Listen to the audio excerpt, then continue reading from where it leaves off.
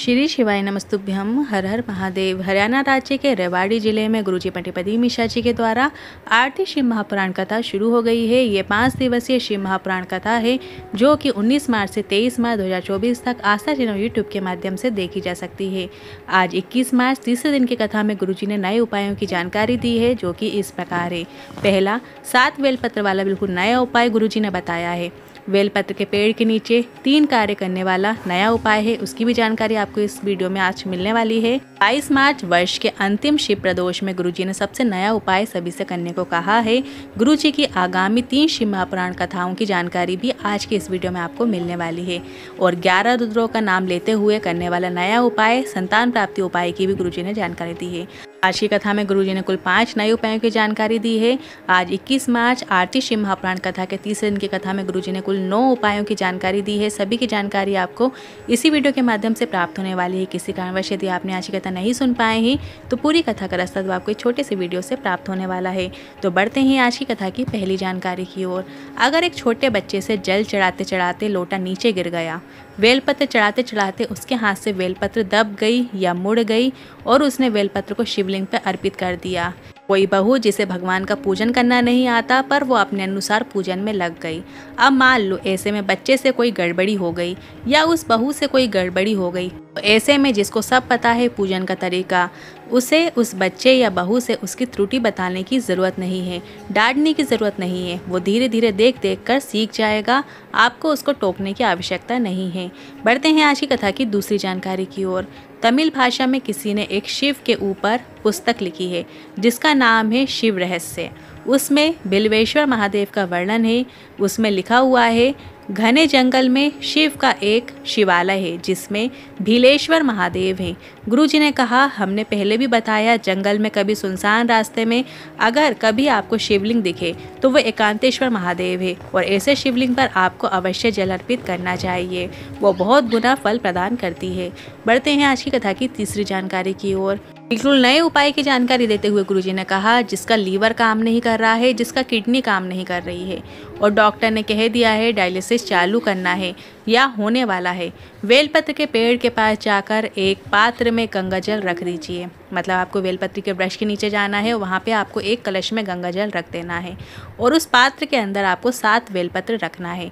पर इस प्रकार से बेलपत्र रखना है कि बेलपत्र की जो बीज वाली पत्ती है वो कलश या कटोरी में जल में डूबी रहे। मतलब आपको जो बीज वाली पत्ती है, पत्ती के साइड से आपको उस कलश के अंदर डुबो देना है और डंडी का भाग ऊपर की ओर होना चाहिए। इसके बाद कुंदकेश्वर महादेव और अवधूतेश्वर महादेव का स्मरण करते हुए घी का एक दीपक लगा देना है। जब आप घी का दीपक प्रज्वलित करें तो आपको अवधूतेश्वर महादेव और कुंदकेश्वर महादेव का नाम लेना है। इसके बाद नमः शिवाय या ओम नमः शिवाय, श्री शिवाय नमस्तुभ्यम मंत्र का जाप 7 या 11 बार कीजिए। वहीं बैठकर आपको करना है। इसके बाद बेलपत्र को शिवलिंग पर अर्पित कीजिए। वो जो कलश का गंगा जल है वो भी आपको शिवलिंग पर अर्पित करना है। उसके बाद जल को थोड़ा सा आपको प्राप्त कर कर घर ले आना है और उस व्यक्ति को जिसको लीवर किडनी की समस्या है उसे दिन भर में 4 से 5 बार में वो जल का आचमन करवा दीजिए। गुरुजी ने कहा, धीरे धीरे उसे आराम लगने लगेगा, डायलिसिस कम होने लगेंगे और धीरे धीरे आपको रोग मुक्ति प्राप्त होती है। आप डॉक्टर का इलाज कराते रहिए, साथ में शंकर पर विश्वास रखते हुए ये विशेष उपाय को भी कीजिए। बार और आप शॉर्ट में सुन लीजिए। सबसे पहले आपको एक कलश जल लेना है, मतलब गंगा जल लेना है या कुछ बूंदे आप गंगा जल की डाल लीजिए एक कलश जल में और उसमें 7 बेलपत्र आपको डुबो लेना है। मतलब जो पत्ती का हिस्सा है वो आपको डुबो लेना है और उसके बाद आपको बेलपत्र के वृक्ष के नीचे पहुंच जाना है। साथ ही आपको एक घी का दिया लेकर जाना है।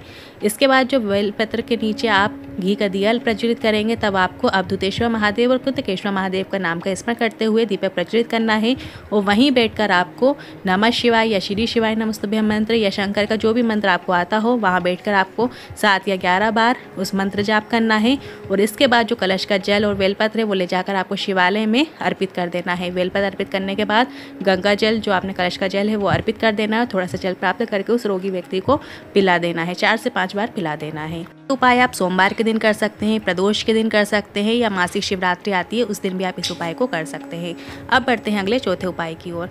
अगर आप पशुपतिनाथ व्रत करने गए हो तो आपसे केवल 2 चीज़ें नहीं छूटना चाहिए, 6 दीपक और प्रसाद। बाकी आपके रोली चंदन घर में छूट रहा है तो आपको कोई चिंता नहीं करना है, क्योंकि शिव महापुराण की कथा कहती है जो भगवान को, देवी देवता को आपसे जो सामग्री पूजन में बुलवानी थी आप वो थाली में लेकर आ गए हैं, और आप सब भगवान पर छोड़ दो। जो जो आपने चाहा वो सामग्री लेकर मैं आ गई। बढ़ते हैं आज की कथा की 5वीं जानकारी की ओर। गुरुजी ने कहा, ना कोई साधना जानते, ना कोई मंत्र जानते, ना कोई पूजन जानते हैं, और आप भोलेनाथ की कृपा प्राप्त करना चाहते हैं, तो भोलेनाथ से अपनी किसी मनोकामना को पूरा करवाना चाहते हैं, तो बस बेलपत्र के पेड़ के नीचे गुरुजी ने इन 3 चीज़ें करने को कहा है, जिसमें से है बेलपत्र के वृक्ष के नीचे 1 लोटा जल चढ़ाओ, प्रदोष के प्रदोष 1 घी का दीपक लगाना शुरू कर दो, और बेलपत्र के वृक्ष के नीचे की ही मिट्टी का तिलक लगा लो।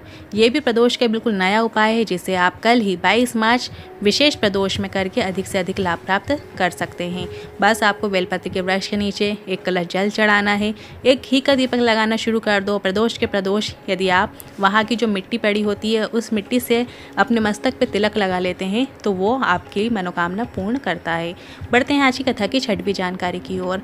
कल 22 मार्च हिंदू वर्ष का अंतिम शिव प्रदोष की विशेष तिथि है, और इस हिंदू वर्ष की अंतिम प्रदोष से आपको शमी पत्र वाले बिल्कुल नए उपाय को गुरुजी ने सभी से करने को कहा है। किसी भी कार्य में सफलता प्राप्त करने के लिए आप इस उपाय को अवश्य करें।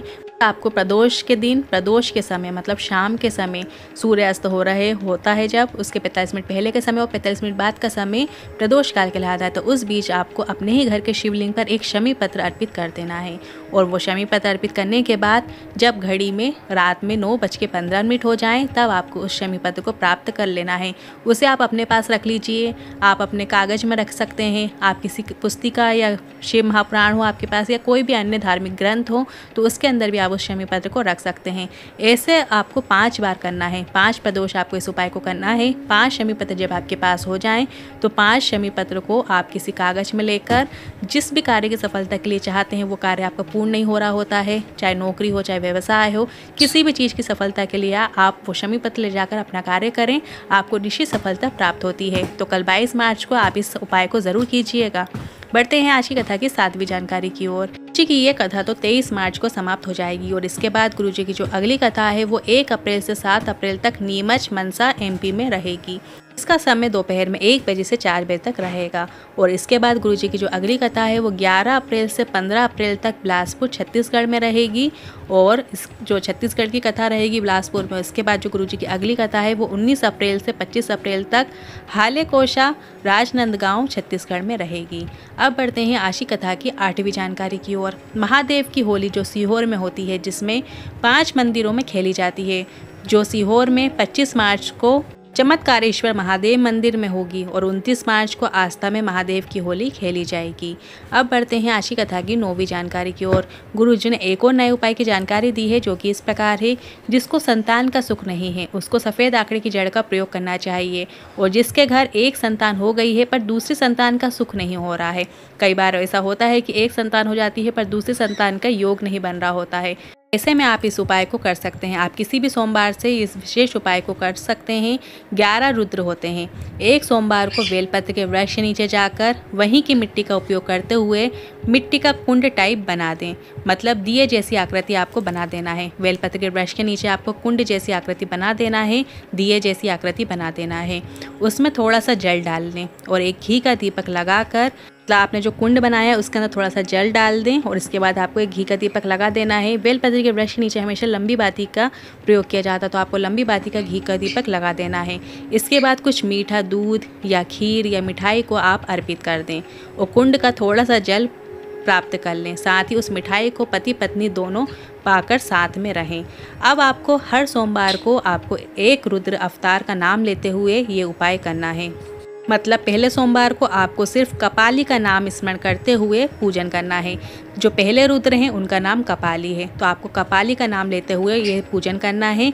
फिर अगले सोमवार को आपको पिंगल का नाम लेते हुए पूजन करना है।